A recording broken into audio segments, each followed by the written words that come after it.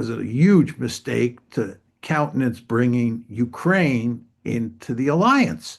And from a Russian perspective, I thought that this would be interpreted as an existential threat. And the Russians indeed have made it clear on numerous occasions that they view this as an existential threat.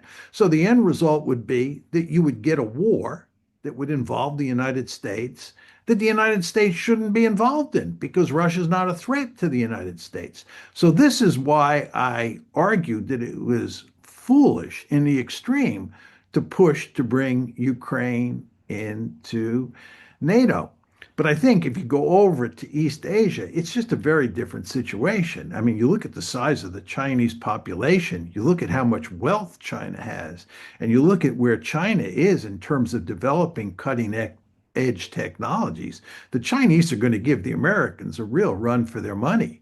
I think there is some reasonable chance that in the future the Chinese will be in a position to dominate Asia. That's not the case now, and I don't think it's the case in the medium term, but who knows about the long term?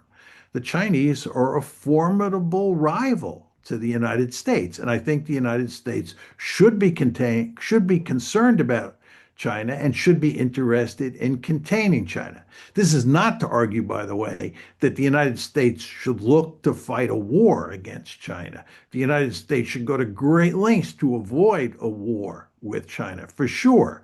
But the United States, in my opinion, should contain China. But again, a different logic applies in my thinking when it comes to Russia. Just my final question, just circle back to the Chinese issue. It would have been much easier, I guess, in the 90s or the 2000s to contain China.